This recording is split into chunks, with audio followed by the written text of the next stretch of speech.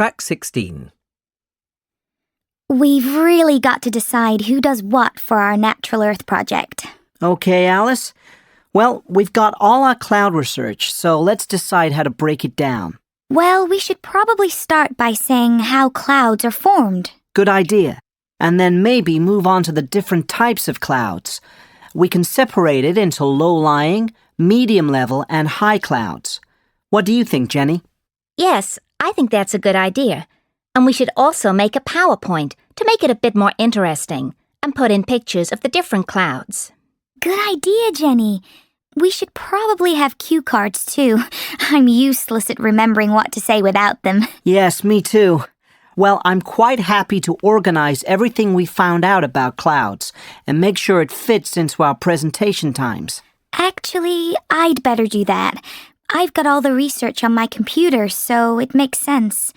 How about if you make the presentation slides, Carl? Okay, Alice, that's fine by me. Well, if you guys are gonna do that, then I'll look on the internet for pictures of the different types of clouds. That'll be great, Jenny. I'll also make the prompt cards so we don't forget what we're saying during the presentation. Sounds great. Let's have a run-through on Tuesday. What sections does everyone want to talk about?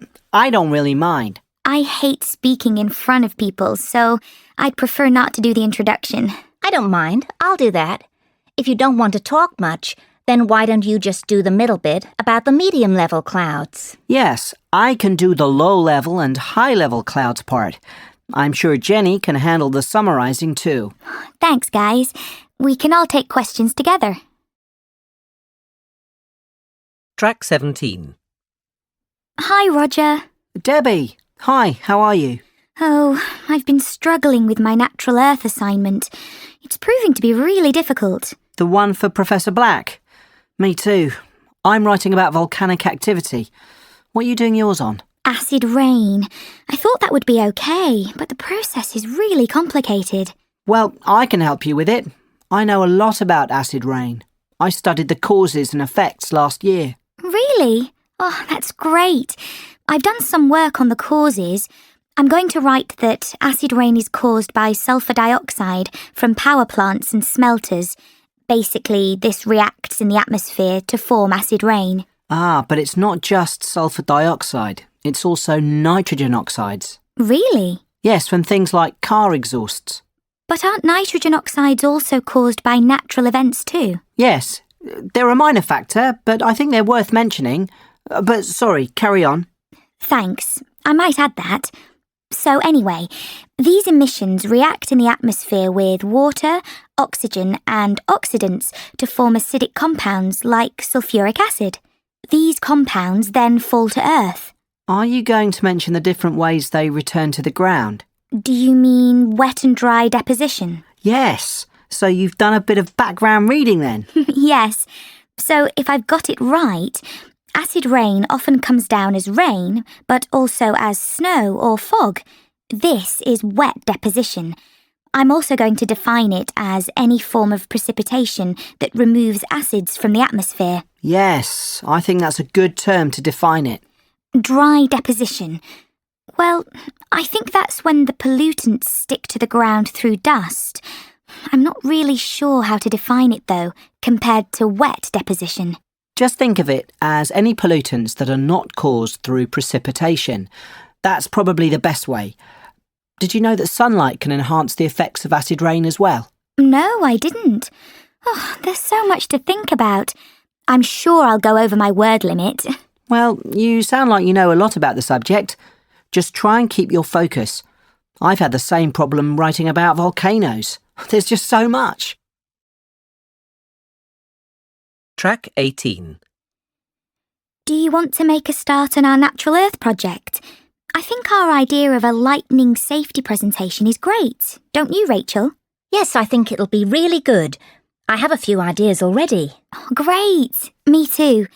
I think we should divide it into two parts. What to do if you're inside when lightning strikes and what to do if you're outside. What do you think? That's good, but we need more. Something about planning for this kind of event. And also, what to do if someone gets hit by lightning. Oh, I can't believe I forgot that. Of course. Well, what should we talk about in the first part? I think we should say it's important to be aware. Lightning is always before rain, so don't wait until it rains. As soon as you hear thunder or lightning, you should get inside. OK, yes. And then if you're indoors, you should avoid water, stay away from doors and windows, and don't use the telephone. Or any electrical equipment. In fact, if you can, switch it off first. And you should wait half an hour after the last clap of thunder before going back outside. And if you're outside when it storms, you also need to avoid water. Try and get inside as soon as possible. There are certain things you should avoid. Open spaces, anything large and made of metal. And of course, the obvious one, trees. But we should mention that if lightning strikes very near you, you need to crouch down. Oh, is that right? I thought you had to stand still. No, that's actually wrong. You're supposed to crouch down. And put your hands over your ears. The noise can damage your hearing if you don't. OK, I think we've got quite a lot here. Only the last part to go. Now, what to do if someone gets hit? I think we should say that it's very rare for someone to get hit by lightning. Our talk sounds as if there's danger all around. We should try and make it sound a bit more reassuring. Yes, you're right. We'll say it doesn't happen often. It's just better to be safe than sorry. But what should we say about getting hit by lightning? Well, I think we should say it's safe to touch people who've been hit by lightning. They don't have any electrical charge. If there's a first aider around, then they should help them. Otherwise, it's just best to call for an ambulance. And we should remind our audience that 80% of lightning victims don't get fatally injured. That should calm everyone's nerves. Track 19. Section 3. You will hear 3 students discussing a group project on weather conditions. First, you will have 20 seconds to look at questions 1 to 7. Now listen carefully and answer questions 1 to 7. So, I think we'd better start planning what we're going to do for our group project. Have you guys had any ideas? I was thinking we should do something on extreme weather events, but I think Alex had some different ideas. Yes, maybe we should look into more localised weather conditions and the effects on the immediate environment. That's a good idea, Alex. But I don't think we'd be able to get much data on that. And we don't really have time to do our own research. What about doing something about the seasons? I think the seasons might be a bit too wide-reaching, when we take into account the wind patterns and pressure systems. Maybe you're right. Well, how about Tom's idea of extreme weather conditions? Yes, that sounds like a good idea. It's easy to break down into separate parts, and it certainly sounds more interesting. I'd quite like to cover monsoons. I've been doing some reading on them and they're quite interesting. Well, that sounds good. We should maybe take 2 areas each. That would make it easier for us to focus. Well, we've got lots to choose from. We could do blizzards, heat waves, droughts, cyclones. There are loads. Why don't you do blizzards too, Tom? I don't fancy doing them, but I wouldn't mind doing something on floods. They're linked to monsoons, I think, so it will be an easy transition. What do you fancy doing, Alex? Well, I could always cover winds. But that isn't really extreme enough. I could do hurricanes. They're pretty exciting. How about doing cyclones, Emma? I'd rather do heat waves and droughts, I think. I know a bit about them. I don't know anything about cyclones. Cyclones are really interesting. I can cover them. That sounds great. I was thinking about doing cyclones, but I'm happy for you to do them.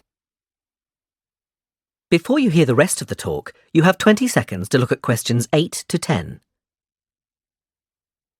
Now listen and answer questions 8 to 10. Track 20. Right, shall we get started on some of the content? Yes, we haven't got that much time. Does anyone know anything about their topics? I know quite a lot about cyclones. Do you? Well, I studied them at high school. You know, cyclones usually start near the equator. They need quite warm water to form. Above the warm water, the vapour in the air forms clouds, and if there is low pressure, then these clouds will start to rotate. Isn't it also the fact that the Earth rotates too, which makes the clouds spin more? Yes, that too. Once they begin rotating, they can either lose momentum or keep gathering momentum until they hit land. These ones are called mature cyclones.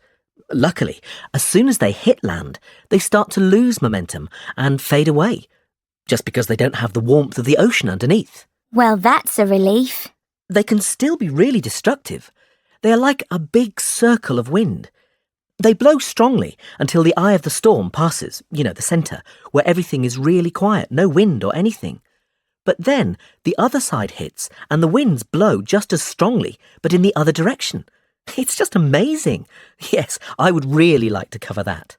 Well, it looks like we've got it all arranged then. That is the end of section 3.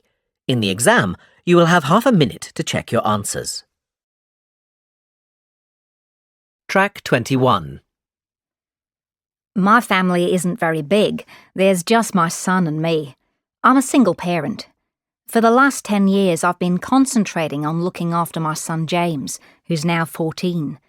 But now I've met someone special, and we've just got engaged. My fiancé has 4 kids of his own, and we're going to get married in July. James is really excited about it. He's looking forward to having brothers and sisters in his new step family. We live as one big extended family. There are 7 of us in our household. Besides my husband and me and our children, there's my aunt and 2 of my cousins. I stay at home and care for my mother because she's quite old and can't look after herself. Obviously, we suffer from a lack of space in the house, but we all get on well. Track 22. 1. Firstly, I am going to talk about the role of the parent. Secondly, I'll discuss the role of the child. And lastly, we'll look at the family unit as a whole. 2. Parenting is a difficult job because no 2 children are ever the same. 3. Families are important because they form the basis for socialization. Additionally, they educate and protect the next generation. 4.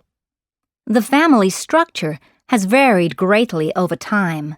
That is, different times have had different views of what a traditional family structure is. 5. Many argue that less traditional structures are not as effective. However, there is little evidence to support this. 6. Many people are having families later in life. Consequently, the rise in the number of single people may only be temporary. 7. Families in other parts of the world differ from the Western norm. For instance, in some cultures, having multiple husbands or wives is the norm. 8. Although there are many arguments for trying to keep the traditional family structure strong, I feel the key issue is the economic necessity of having a normal family structure. Track 23. As we have seen, changes in the structure of the family are constantly occurring. Extended to nuclear, patrifocal to a more equal footing between the sexes, and dual parenting to single parenting. However, a recent phenomenon in the UK, which is changing the traditional family, is the increasing number of adults who continue to live with their parents until their 30s or sometimes even their 40s. The UK has traditionally been a society where offspring leave the family home in their late teens or early 20s to set up their own home and families. But in the last 25 years, this has decreased. Official statistics released by the Office of National Statistics show that today 10% of men in their early 30s still live with their parents.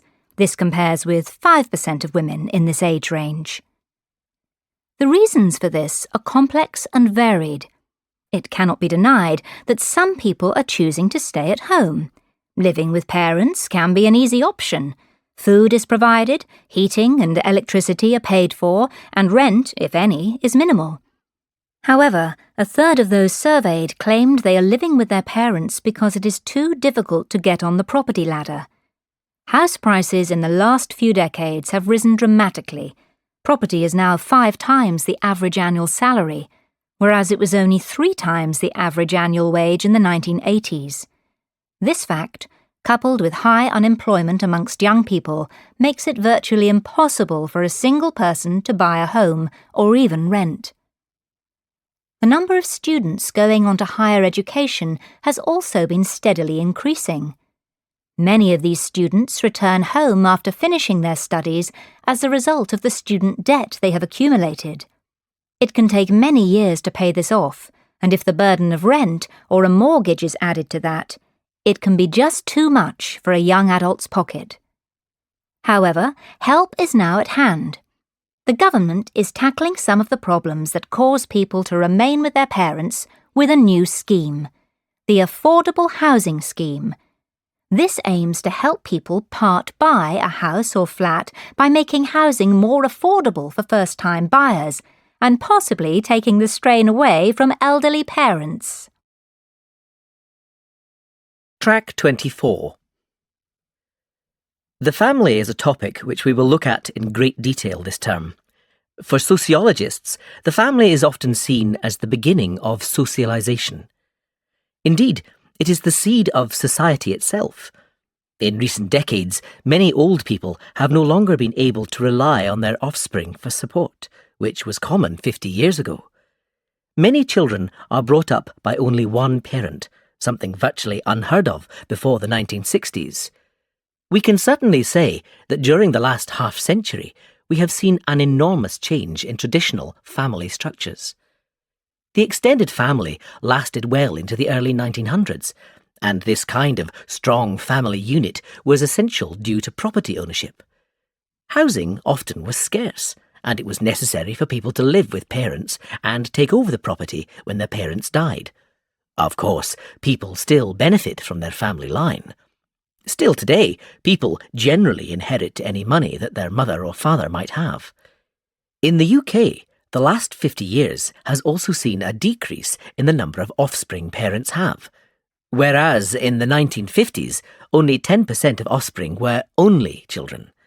This number has risen. Nowadays, this is the case for just over a third of children. Track 25. In Victorian times, the upper classes made up less than 3% of the entire population of Britain, yet this class held more than 90% of the country's wealth. This shows the massive gap there was between rich and poor, a gap which has shrunk considerably in the last century.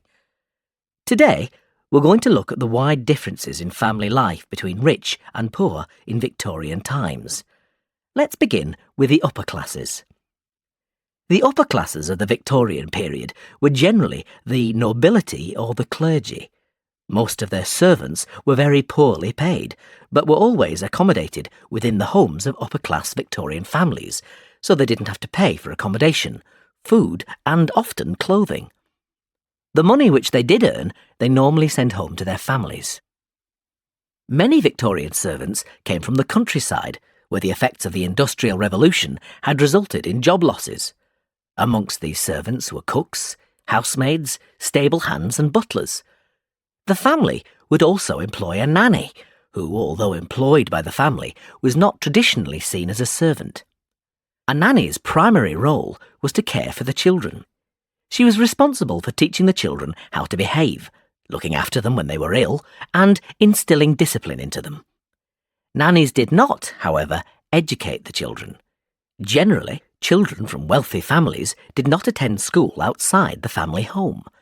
Tutors would come to the house to do this, and although on occasion mothers taught their children to read and fathers gave their children some instruction in Latin, this was not a common occurrence.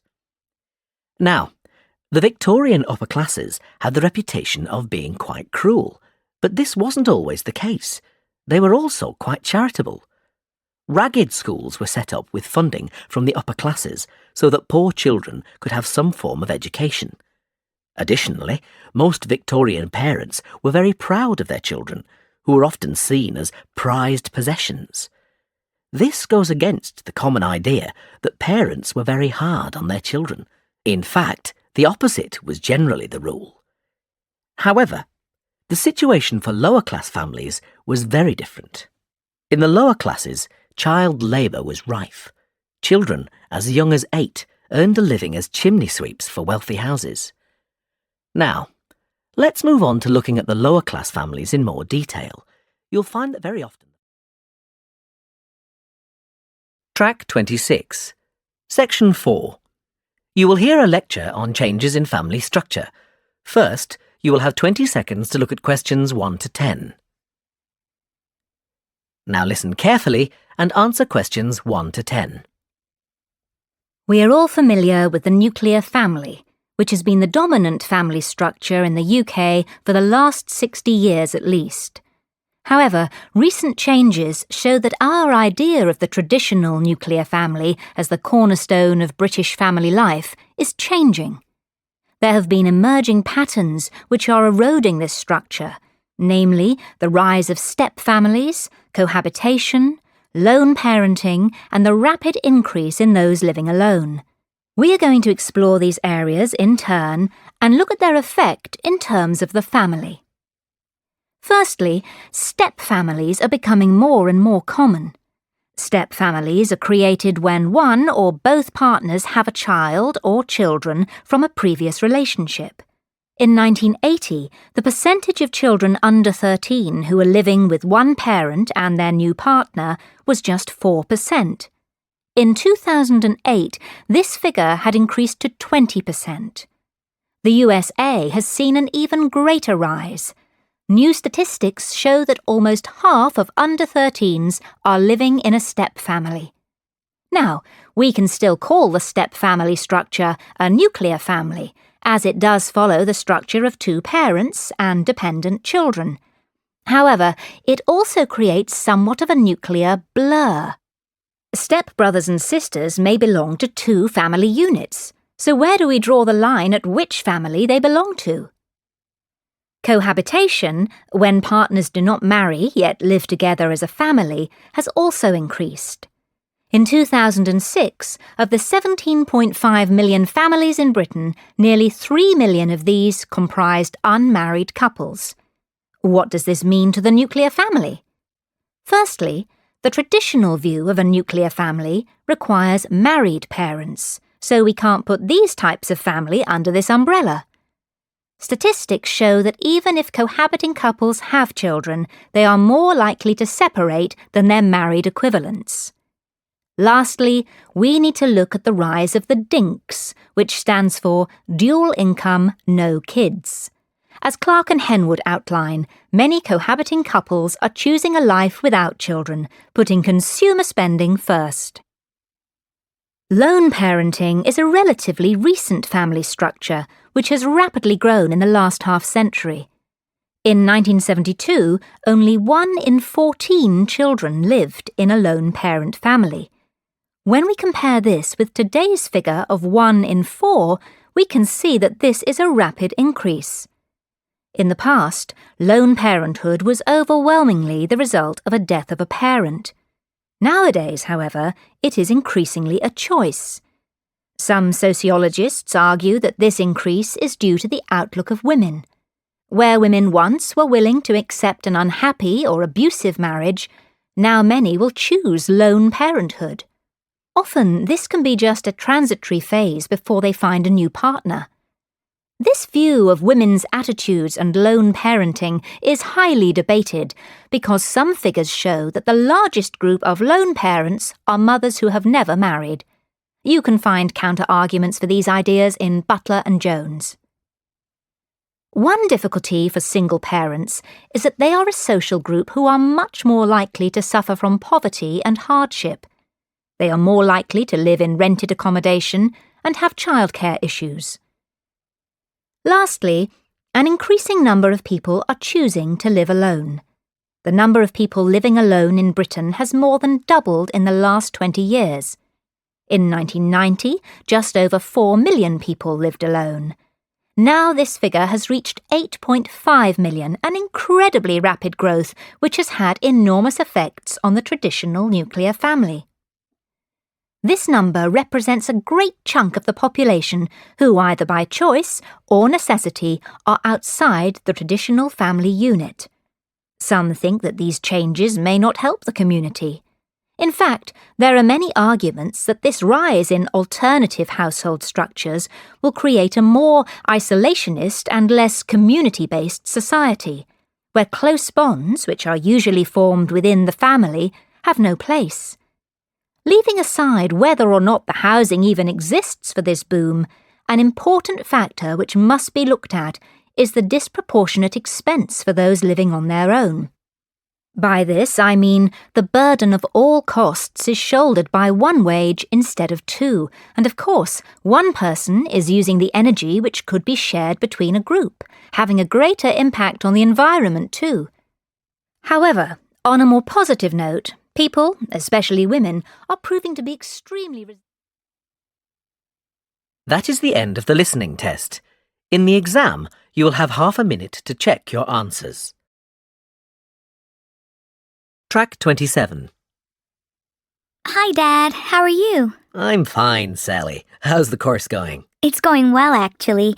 I'm really enjoying my math course at the moment, mainly because it's not that difficult compared to the other modules. Good. And what about the tutors? What are they like? Well, I've got 4, and they're all highly knowledgeable. But Professor Jones is my favorite. I really respond well to the way he teaches. And are your fellow students nice too? Yes, I've made lots of new friends, and everyone seems to be very hardworking. The course has lots of group work, but to be honest, this isn't really the way I like to study. I prefer to study alone. Oh, well, I suppose not everything can be perfect. I know, Dad, you're right. In fact, there is one thing I'm a bit concerned about. My statistics module. I think I might not pass it. Well, let's wait and see, shall we? There's plenty of time to improve. Don't worry about it yet, okay? Thanks, Dad. I'll try not to. Track 28. A. Excuse me, can you tell me where the bank is, please? It's opposite the cinema, next to the supermarket. B. Excuse me, can you tell me where the bank is, please? It's round the corner from the supermarket.